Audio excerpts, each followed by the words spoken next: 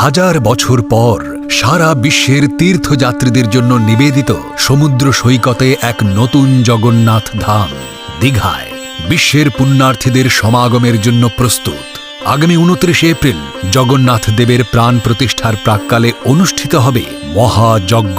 আগামী 30 এপ্রিল অক্ষয় তৃতীয়ার পুণ্যতিথিতে সকল অপেক্ষার অবসান ঘটিয়ে নতুন এই মন্দিরে হবে জগন্নাথ দেবের প্রাণ প্রতিষ্ঠা। পশ্চিমবঙ্গের মাননীয় মুখ্যমন্ত্রী মমতা বন্দ্যোপাধ্যায়ের উপস্থিতিতে সঞ্চালিত হবে প্রাণ প্রতিষ্ঠার এই পুণ্য অনুষ্ঠান। ভার্চুয়াল মাধ্যমে অনুষ্ঠানগুলি দেখার জন্য লগইন করুন jagonnathdhamdigha.com-এ। জগন্নাথ দেবের অপার মহিমায় নবনির্মিত এই তীর্থক্ষেত্রই হোক জনমানসের মিলন ক্ষেত্র।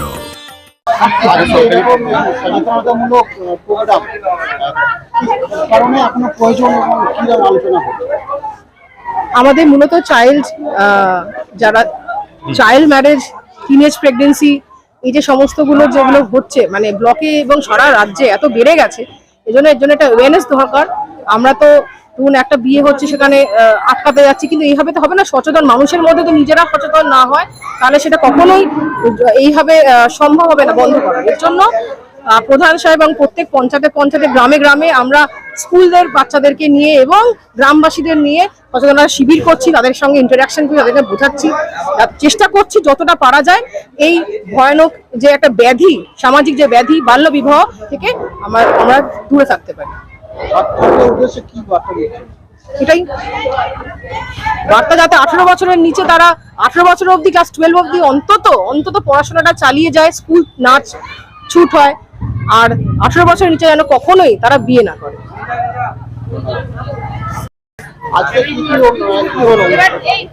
আজকে আমাদের ভুনিগ্রাম পঞ্চায়েতের উদ্যোগে গলসি ব্লক 2 সমষ্টি উন্নয়ন আধিকারিক সহযোগিতা এবং জেলা শিশু সুরক্ষা পক্ষ থেকে একটা চাইল্ড অ্যাওয়ারনেস ক্যাম্প আমরা এখানে আয়োজন করলাম। মানে 18 বছরের নিচে যে বিয়েগুলো হচ্ছে এগুলো একটা সামাজিক ব্যাধি হিসাবে দাঁড়িয়েছে, তাই আমরা ব্লক স্তরে একটা মিটিং আলোচনা করলাম। ব্লক স্তর থেকে অর্ডার অনুযায়ী বা সারা পশ্চিমবঙ্গ ব্যাপী এটা চলছে, সেই প্রোগ্রাম একটা আমরা গ্রাম পঞ্চায়েতের উদ্যোগে নিলাম, এখানে যাতে করে 18-এর নিচে বিয়েটাকে কি করে কমানো যায়, সরকারি সুযোগ সুবিধাগুলোকে তাদের বাড়িতে পৌঁছানো, এইগুলো নিয়ে একটা আলোচনা অ্যাওয়ারনেস হলো। আর মায়েদেরকেও সচেতন করার জন্য এখানে ডেকেছিলাম সেই প্রোগ্রামে। এখানে উপস্থিত ছিলেন আমাদের এই চাইল্ড ডিপার্টমেন্টের জেলা থেকে আধিকারিকগণ ছিলেন, আমাদের ব্লকের চাইল্ড সেকশনের লোকজন ছিলেন, বিএমএইচ ম্যাডাম ছিলেন, আমাদের ব্লকের যিনি সমষ্টি উন্নয়ন আধিকারিক আমাদের বিডিও ম্যাডাম মৈত্রী ভৌমিক ছিলেন, সহকারী সভাপতি ছিলেন, আমাদের পঞ্চায়েত সদস্য থেকে পঞ্চায়েত স্টাফ, এমনকি এখানকার যারা সমিতির মেম্বার, জেলা পরিষদের মেম্বার অনেকেই ছিলেন। এখানে স্কুলের ছাত্রছাত্রী Bhuinpur school high school, BMS public institution, আর ভুনি দ্বিজবোধ জ্ঞানময়ী হাই স্কুল আর কেন্না জুনিয়র স্কুল, যেখানে এটা অনুষ্ঠানটা হলো। এখানকার এই এলাকার 3টি সংসদ, 4-5টি গ্রাম আছে, কেন্না, জুজুটি, ঘোষকামালপুর, জুজুটি পূর্ব পশ্চিম, এই হলদিডাঙ্গা, বাদাগাছি, মোহনপুর, এরকম গ্রামের মানুষজন। আমার নাম সুবোধ ঘোষ, আমি ভুনিগ্রাম পঞ্চায়েতের প্রধান। হাতে সামনে রাখো। কোন বাল্যবিবাহ খবর পেলে সঙ্গে সঙ্গে প্রশাসনের নজরে আনবো। জোর করে একটু বলা হোক, গলা একটু জোর করো। এলাকার সকলে মিলে ওই বিবাহ যাতে না হয় সেই চেষ্টা করব। এটাই হলো আমাদের অঙ্গীকার। এখানে ছেলেমেয়েরা যখন 9-10-এ পড়ে তাদের পড়াশোনা দেখতে পারি, পড়াশোনা সবাই বুঝতে পারি, পড়াতে পারি না, নিজেরাই তো পড়াশোনা করিনি।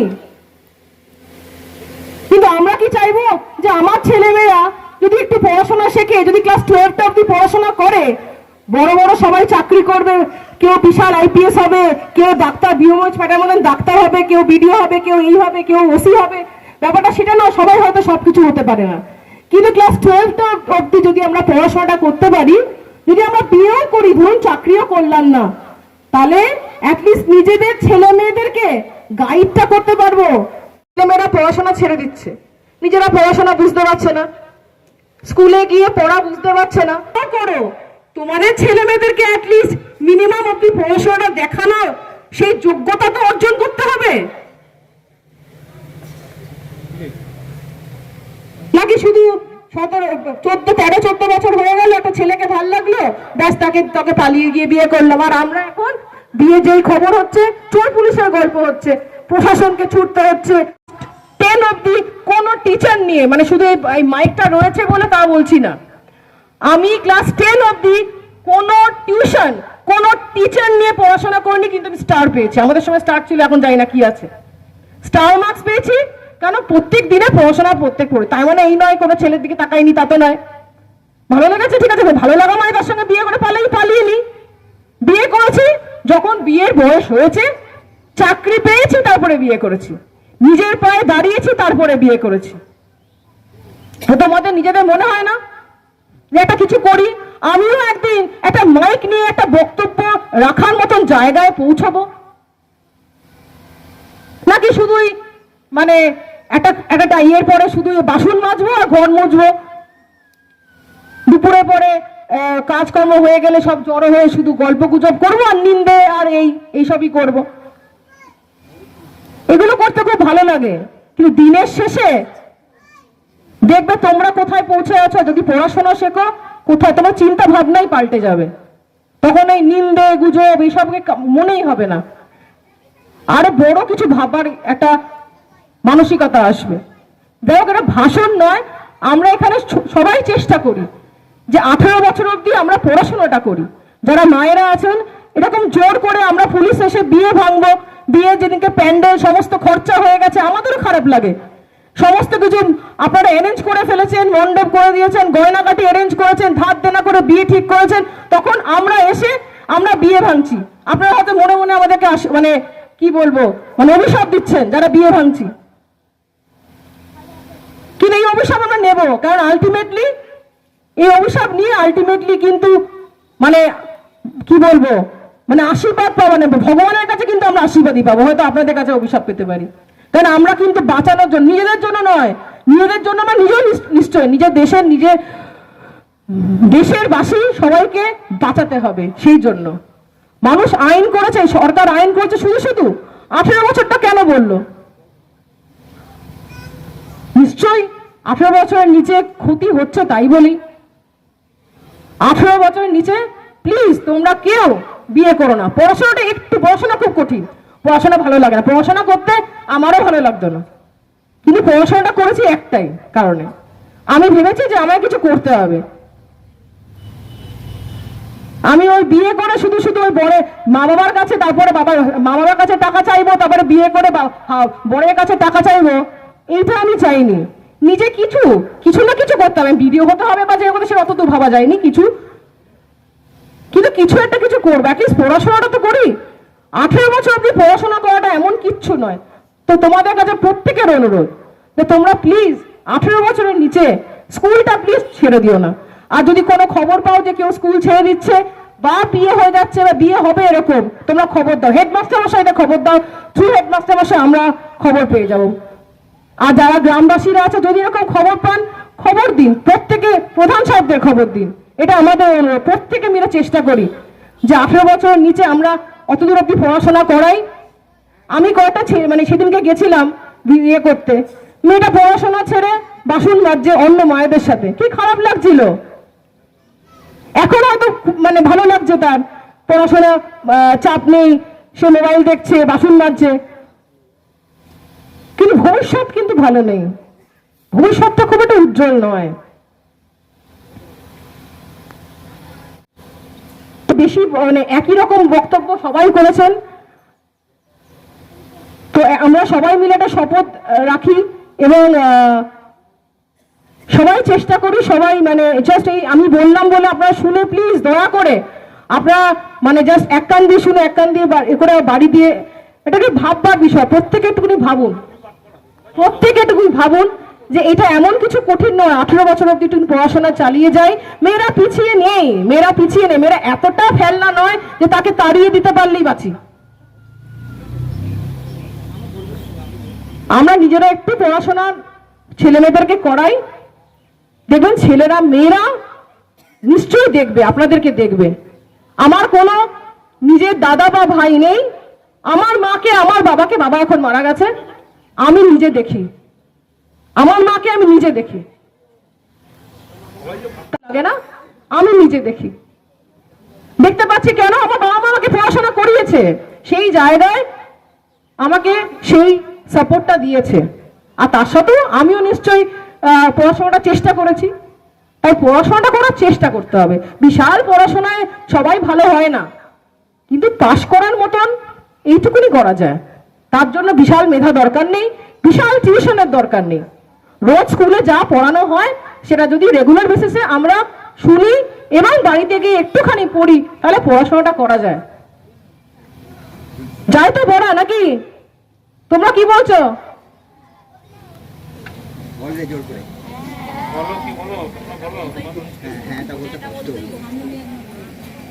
সঙ্গে এখানকার অনেকজন এসছেন। তা আজকে আমাদের আলোচনার বিষয়বস্তু হচ্ছে বাল্য বিবাহ বন্ধ করা। আমাদের হেলথের দিক থেকে যেটা দরকার সেটা হচ্ছে মানে আমাদের যে সমস্যা দাঁড়িয়েছে এই বাল্য বিবাহের পরে যেটা হচ্ছে যে টিনেজ প্রেগনেন্সি। তোমরা জানো টিনেজ বয়স কাকে বলে? 13 থেকে 19 এই বয়সটাকে আমরা টিনেজ বলি। এই ছোট ছোট বাচ্চা, এরা আমাদের কাছে সত্যিই বাচ্চা। এই বয়সে এই প্রেগনেন্সি, এটার কি হয়, তাদের শরীরও পুষ্ট হয় না, তারা নিজেরাই ছোট, তারা আর কি বড় বাচ্চা মানুষ করবে? তাদের তখন খেলাধুলো, আনন্দ, পড়াশুনো এইসবের মধ্যে দিন কাটানোর কথা, কিন্তু তার দেখা যাচ্ছে তারা একটা ছোট বাচ্চা নিয়ে ঘুরে বেড়াচ্ছে। যেটা সমস্যা হচ্ছে যে তোমাদের শরীর সেভাবে পুষ্ট হচ্ছে না। আমি যদি শরীরকে ঠিক গাছ যদি পুষ্ট না হয় তাহলে সেই গাছ তো কোনোদিনই ভালো ফল দিতে পারবে না। এইটার জন্যই এই এখন আমাদের দেখা যাচ্ছে খুবই সমস্যা হয়ে দাঁড়িয়েছে। এই টিনেজ প্রেগনেন্সির জন্য অপুষ্টি বাচ্চার জন্ম নিচ্ছে, মায়ের শরীর খারাপ হচ্ছে, এবং আমাদের এখানে এই যে ম্যাটারনাল ডেথ বলি বা মাতৃমৃত্যু, এই জিনিসটা অনেক বেড়ে গেছে।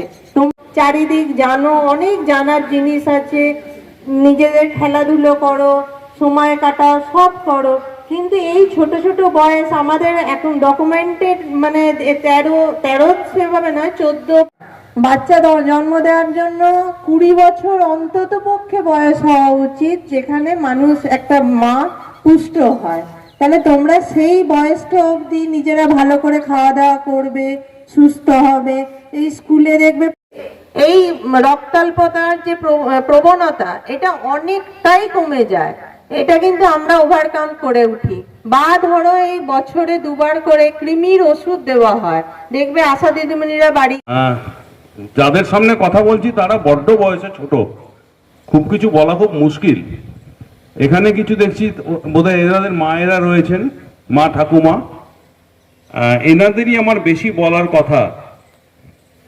প্রথম কথা হচ্ছে বাল্য বিবাহ বলতে আমরা শুধু একদিকে তাকিয়ে থাকছি, শুধু মেয়েদের কথা ভাবছি, ছেলেদেরও সমস্যা হয় বাল্য বিবাহে। হ্যাঁ, হয়তো সরাসরি স্বাস্থ্যের সমস্যাটা হয় না, কিন্তু অন্য সমস্যাগুলো হয়। তার ভবিষ্যৎটা নড়বড়ে হয়ে যায়, যার ফল পুরো সমাজটাই ভোগে।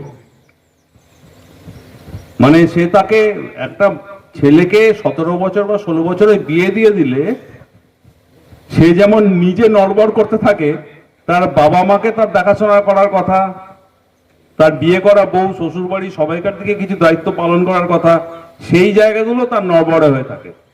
শুধু স্বাস্থ্যটাই একমাত্র বিষয় নয়, এই ব্যাপারটাও কিন্তু থাকে। যাই হোক, এই ইস্যুগুলো তো দূর করার জন্যে রাতারাতি কিছু হবে না, কিন্তু যেটা বলার, আন্ডার এজ মানে 18 বছরের নিচে মেয়েদের বিয়ে এবং 21 বছর বয়স হওয়ার আগে ছেলেদের বিয়ে, এটা হলে কি হবে সেটা একটু বলে দিই। প্রথম কথা, 18 বছরের নিচে মেয়েদের বিয়ে হলে যদি সেটা ধরা পড়ে, বিয়ের আগে হোক পরে হোক, সরকারের তরফ থেকে মেয়েটাকে তার পরিবারে আর রাখা হবে না, তাকে সরাসরি চাইল্ড ওয়েলফেয়ার কমিটির কাছে তুলে দেওয়া হবে। এইটা গেল প্রথম ধাপ। সে কিন্তু আর বাড়িতে থাকবে না, তাকে কোনো না কোনো হোমে 18 বছর বয়স না হওয়া পর্যন্ত রেখে দেওয়া হবে। সেখানে সে পড়াশোনা, খাওয়া দাওয়া সবই পাবে, চিকিৎসাও পাবে, কিন্তু তাকে রাখতে হবে হোমে। মানে বাড়ি ছেড়ে, শ্বশুর বাড়ি বাপের বাড়ি দুটো ছেড়েই তাকে থাকতে হবে। 2 নম্বর কথা, ছেলেদের কি হবে? ছেলেদের ক্ষেত্রে যদি বয়সটা 18 কম হয় তবু একরকম, যদি 18-র ওপরে বয়স হয়, 20-21 বছরের ছেলে 15 বছরের মেয়েকে বিয়ে করেছে, তার বিরুদ্ধে যে ব্যবস্থাটা হবে সেটা হচ্ছে পক্সো আইনে তাকে গ্রেপ্তার করা হবে। পক্সো আইনে গ্রেপ্তার, কিন্তু ডিটেল বলছি না, পক্সো আইনে গ্রেপ্তার হলে কিন্তু জামিন পাওয়া যায় না, জামিন অযোগ্য ধারা পক্সো, মানে তার ভবিষ্যৎটা কিন্তু ওখানেই শেষ। এবার আমরা কি করতে পারি? প্রথম কথা, আপনারা সবাই জানেন, এখানে মায়েরা রয়েছেন জানেন, বাড়িতে গর্ভবতী মেয়ে বা বউ থাকলে তাকে আপনারা স্বাস্থ্যকেন্দ্রে নিয়ে যাচ্ছেন, অঙ্গনওয়াড়ি সেন্টারে পাঠাচ্ছেন খাবারের জন্যে।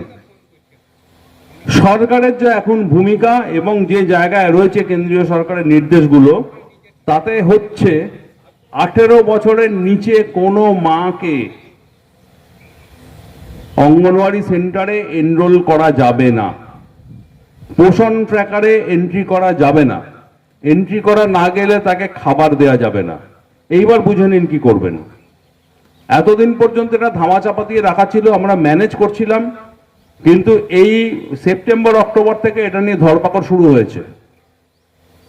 কাজেই অঙ্গনওয়াড়ি কেন্দ্রে যে খাবারটুকু পায়, যতটুকুই পায়, সেটা তার শরীরে যেটুকু উপকার করত, গর্ভবতী যদি 18-র আগে হয়ে যায়, সরকারের তরফ থেকে সেই বেনিফিট, সেই সুবিধে তাকে দেওয়া কিন্তু খুব শক্ত হয়ে যাচ্ছে, বাস্তবে বন্ধ।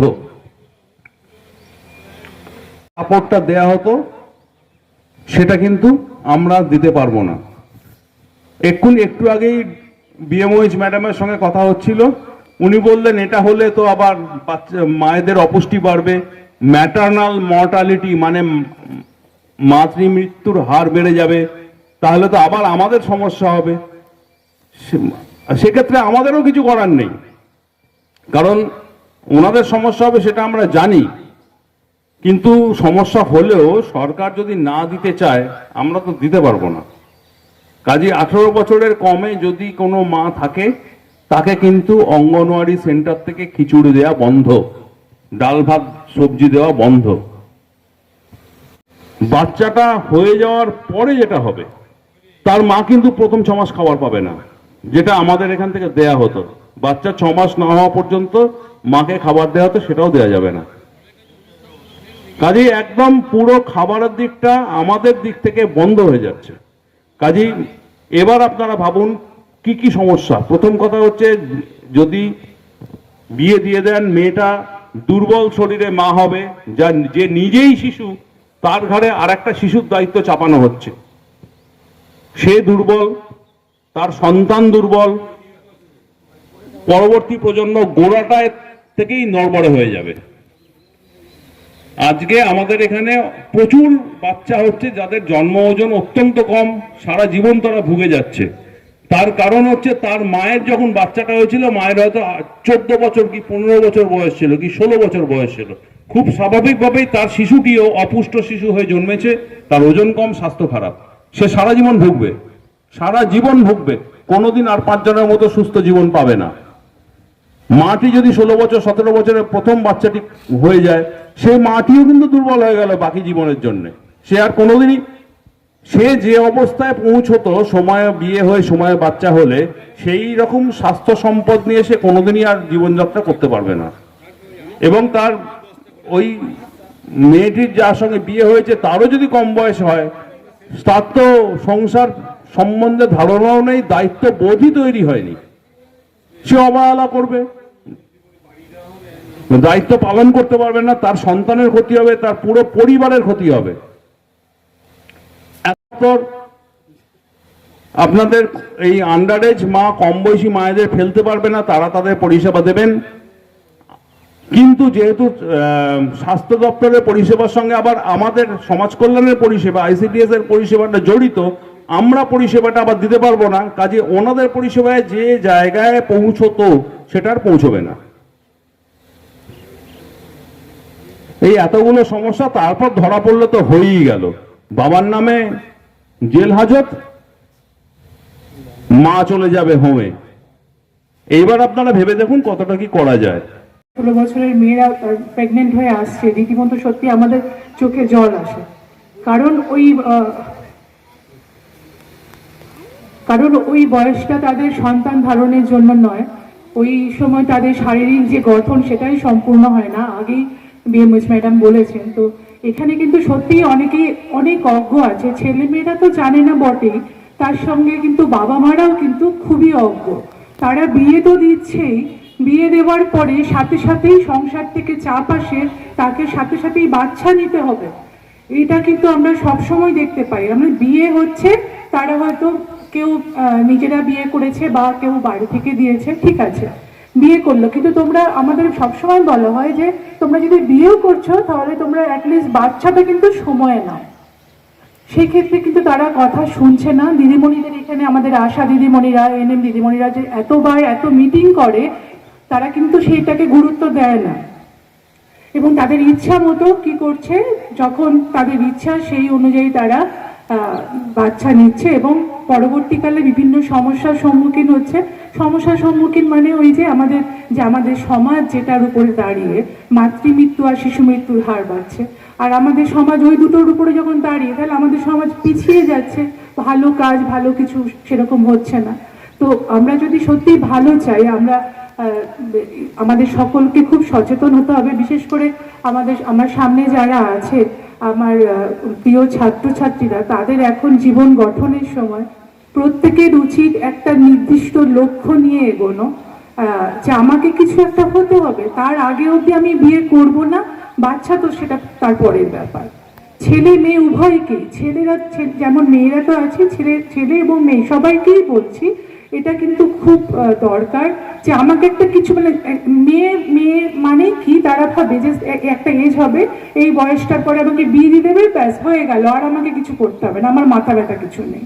কিন্তু প্রত্যেককেই স্বনির্ভর হতে হবে, নিজে কিছু করলে দেখবে অনেক সারা জীবন ভালো থাকবে, সেই রকম মানসিকতা নিয়ে পড়াশোনা করতে হবে এবং সেই জায়গায় পৌঁছে তোমরা বিয়ে করো। তারপরে তোমরা যখন প্রেগনেন্ট হবে, মানে বাচ্চা নেবে, সেটা অনেক সব দিক দিয়ে ভালো হবে, শরীরের দিক দিয়ে ভালো হবে, তোমরা নিজেরাও ভালো থাকবে এবং ছেলে যারাই হবে, যে সন্তান হবে, তারা সুস্থ সন্তান জন্মাবে, যেটা আমাদের লক্ষ্য। যে এই যে সচেতনতা শিবির, এটার লক্ষ্যই এটা যে আমাদের যেন মাতৃমৃত্যু কমে, শিশু মৃত্যু কমে, তার সঙ্গে সুস্থ সন্তান।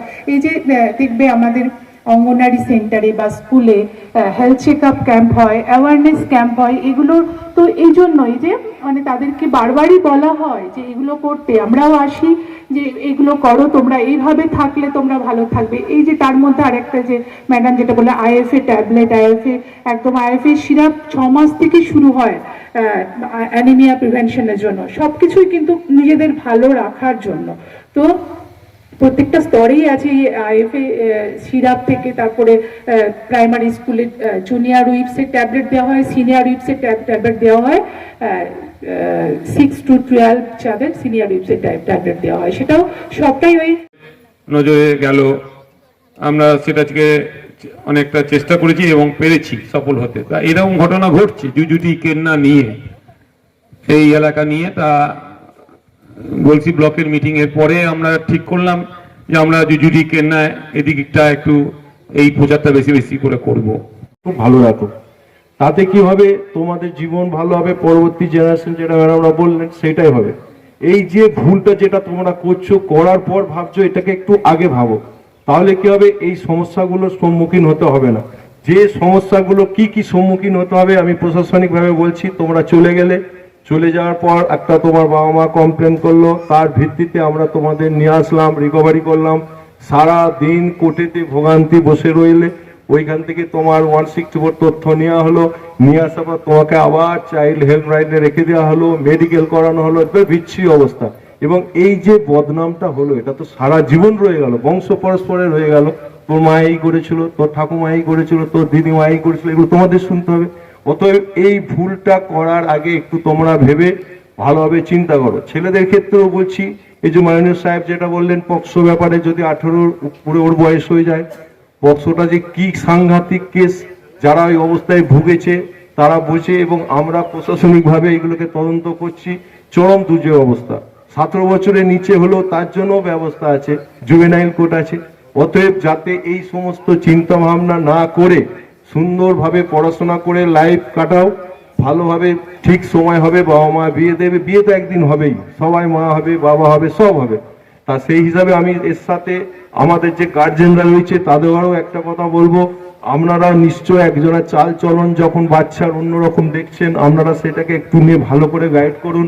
কারণ একটা বাচ্চা যখন বাড়ি থেকে বেরিয়ে যাচ্ছে, কোনো দিনই সম্ভব নয় একদিনই মাথায় এসে গেল পরের দিন চলে গেল। তার চাল চলন আদব কায়দা আপনি বুঝতে পারবেন। আপনারা বন্ধুর মতো মেলামেশা করুন, আমরা আছি। আমাদের কাছ থেকে আর একটা কথা বলা হচ্ছে, তোমাদের ম্যাক্সিমাম মেয়েরা চলে যাওয়ার পর জিজ্ঞাসা করলেই বলে আমার বিয়ে ঠিক হয়ে গিয়েছিল। জোর করে যদি বিয়ে ঠিক হয়, তার জন্য আমরা বিডিও ম্যাডাম, আমাদের চাইল্ড হেল্পলাইন সব আছে, সব জায়গায় থানার নাম্বার দিয়ে আছে। নিজে না করতে পারো অন্য কাউকে দিয়ে করাও, আমরা ঠিক সেই জায়গায় উপস্থিত হয়ে তোমাদের ব্যবস্থা করে দেবো। অতএব সকলকে আমার আন্তরিক শ্রদ্ধা ও ভালোবাসা জানিয়ে আমি আমার বক্তব্য শেষ করলাম। আমাদের কেটনা এবং যেটা হচ্ছে ক্লাস 8 পর্যন্ত যে আছে আর কি, বা ওই আমাদের বিএমএস মাস্টারমশাইরা যখন ওই একটা ছাত্র বা ছাত্রী ড্রপ আউট হবে, হয়তো 5-6 দিন স্কুলে যাচ্ছে না, 7 দিন স্কুলে যাচ্ছে না, সঙ্গে সঙ্গে আপনারা যদি সেই জায়গাটা একটু নজর দেন, তার বাড়িতে পৌঁছান। হয়তো 9-এ পড়তে পড়তে 10-এ পড়তে পড়তে মেয়েটা 7 দিন এলো না, হতে পারে জ্বর, হতে পারে কোনো বেড়াতে গেছে, না হয় বিয়ে হয়ে সে পালিয়ে গেছে, একটা কারণ কিছু আর না কিছু আছি। তা আমি বলবো মাস্টারমশাইরা আছেন, আমরা সহযোগিতা করব, আপনারা যাবেন দেখবেন, যদি না পান আমাদের হেল্প আমরা করব, আমাদের সদস্য থাকবে, দরকার হলে আমি নিজেও যাব তার বাড়িতে। তাহলে মনে হয় এই চাপটা থাকলে অনেকটা কম হবে। সেই জায়গাটা মূল ভূমিকাটা পালন করতে হবে কিন্তু স্কুলের মাস্টারমশাই দিকে একটু খেয়াল রাখবেন। তাহলে এই ড্রপ আউট হয়ে গেলেই যদি এটা ছুটি আমরা তাদের পিছনে, তাহলে কিন্তু তাদের একটা গার্জেনদের ভয় থাকবে। যাই হোক, সকলকে আমার সশ্রদ্ধ নমস্কার। এবং আজকে আমরা এখানে যারা সমবেত হয়েছি, কি জন্য হয়েছে আমরা কি এই বাচ্চারা জানি? কম বেশি টিচাররা কি আমাদের সঙ্গে আলোচনা করেছে? কেউ কেউ কিছু আভাস দিতে পারবে যে কেন আজকে আমরা এরকম একটা গরমের মধ্যে এত কষ্ট করে আমরা একটা জায়গায় একত্রিত হলাম?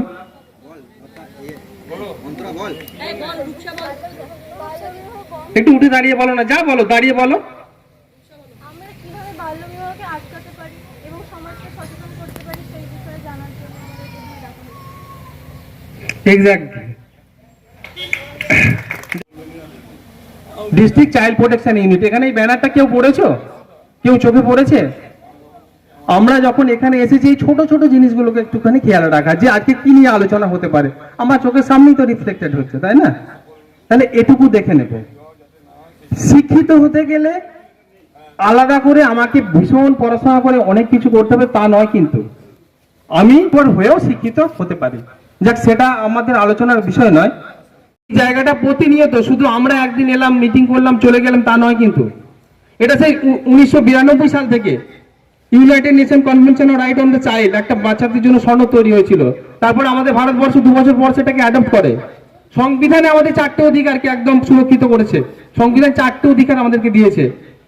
সেই 4টি অধিকার, এইগুলো আমাদের এই মোরাল এডুকেশন আগে জানতে হবে। কি অধিকার সেগুলো? বেঁচে থাকা, বিকাশ, অংশগ্রহণ, সুরক্ষা। তাহলে এই বেঁচে থাকবে আগে, তাকে যদি প্রকৃত সুরক্ষায় সুরক্ষিত করতে পারি, তবেই তো তার একটা ভৌতিক বিকাশ হবে। আর ভৌতিক বিকাশের স্টেজে যদি না যায়, আমি আমার ভিতর থেকে যদি আওয়াজ না আসে, তাহলে বিয়েটা ঠিক না ভুল, আমরা যতই যাই রকম স্কিম তোমাদের জন্য থাকুক না কেন, যেভাবেই আমরা বলি না কেন এই ক্ষতি আছে, কিন্তু তোমরা তোমাদের সেই জায়গাটা থেকে বিরত করতে পারবে না। প্রথম কথা, আমাকে সুরক্ষিত হতে হবে। আমাকে সমাজে যা যা কিছু আছে সেইগুলো চোখ কান খুলে রাখতে হবে। আমি যদি না কাঁদি, আমাকে কিন্তু মাও দুধ দেবে না। তাহলে সর্বোপরি আমার ভিতর থেকে সেই চেতনাটাকে আগে জাগ্রত হতে হবে। আর আমাদেরও সেটা প্যারালালি সমস্ত জনপ্রতিনিধি যারা আছেন প্রত্যেকেরই, প্রত্যেক সুনাগরিক হিসেবে প্রত্যেকেরই কিন্তু দায়িত্ব যাদের জন্য স্কিম তাদের কাছে তুলে ধরা। আমরা জানি আমাদের এলাকাতে একটা village level child protection committee আছে, যেখানে চেয়ারপারসন আমাদের প্রধান সাহেব। চাইল্ড রিলেটেড যে কোনো কিছু সমস্যা যদি হয়, আমরা সেখানে যেহেতু বলতে অন্তত পারি। চাইল্ড ম্যারেজ তো একটা পার্ট, আরো বিভিন্ন সমস্যা আছে। এই যে বাচ্চাগুলোকে, এই যে ছোট ছোট বাচ্চাগুলো আজকে এসেছে, হয়তো অনেকেই ফার্স্ট জেনারেশন লার্নার, তো তারা জানেও না তো যে পড়াশোনা করবো কেন, ডিগ্রি অর্জন করার জন্য কি। তারা দেখছে যে একটা ছেলে দুবাই যাচ্ছে কি মহারাষ্ট্রে যাচ্ছে, দুদিন পরে এসে সে একটা সোনা চেন পরে একটা ভালো R15 বাইক কিনে ঘুরে বেড়াচ্ছে, তাহলে সে তো সেখান থেকে ইন্সপায়ার হয়ে যাচ্ছে। তার পড়াশোনার প্রতি কোনো রকমের ইচ্ছা থাকবে কি? থাকছে না তো। কিন্তু এটাও প্যারালালি যে পাশাপাশি ঘটছে, যে ছেলেটা বাইরের রাজ্যে কাজে যাচ্ছে, সেখানে তো তাকে বিভিন্নভাবে সে অ্যাবিউজের শিকার হচ্ছে। সেখানে মালিক তাকে 24 ঘন্টা খাটাচ্ছে 2 বছর 3 বছর, কোনোরকম বেতন তাকে দিচ্ছে না। সে হয়তো রান্নার কাজ করছে, মেন কাজে বসার আগে তাকে 2 বছর ধরে তাকে শোষিত হতে হলো। কিন্তু সে তো চাইল্ড রাইট সম্পর্কে তো আর কোনো ধ্যান ধারণাই নেই, তার বাড়ির লোকও জানে না। সেও বলছে না বাবা, ওকে তো আমি কাজ শিখতে পাঠিয়েছি, এখন কিসে পয়সা। কিন্তু যদি একটা বাচ্চা সেখানে একটা নির্দিষ্ট টাইম ধরে লেবার দেয়, তার একটা পারিশ্রমিক আছে, আমরা কিন্তু সেটা জানি? আমরা কোথায় যেয়ে বলতে পারি? হ্যাঁ, বাচ্চারা কিছু কাজ করবে, মানে চাইল্ড লেবার প্রহিবিশন অ্যাক্ট বলে একটা 1986 সাল থেকে একটা আইনও আছে। কিছু হ্যাজার্ডাস কাজ সেখানে মেনশন করা আছে যে কোন কাজগুলো বাচ্চারা করবে না। একটা বাচ্চা তার বাড়িতে তার বাবার দোকান আছে, সেখানে একটু হেল্প করা সেটা নয়। কিন্তু একটা বাচ্চা যদি দেখা গেল যে বাড়ি ছেড়ে সে হঠাৎ করে স্কুল ড্রপ আউট, এই যে প্রধান সাহেব বলছিলেন যে হঠাৎ করে বাচ্চাটা স্কুল আসছে না, সেটা যদি আমরা একটু খোঁজ খবর রাখতে পারি, তাকে জায়গাটাকে বলতে পারি, হয়তো একটা গরিব ফ্যামিলিকে বুঝিয়ে কিছু হয় না, অনেক কিছু গভর্নমেন্টের সাপোর্ট আছে, সেই সাপোর্টগুলোকে তাকে যদি আমরা প্রোভাইড করতে পারি, তাহলে সেই স্কুল ছুট বাচ্চাটা হয়তো স্কুল ছুট হবে না।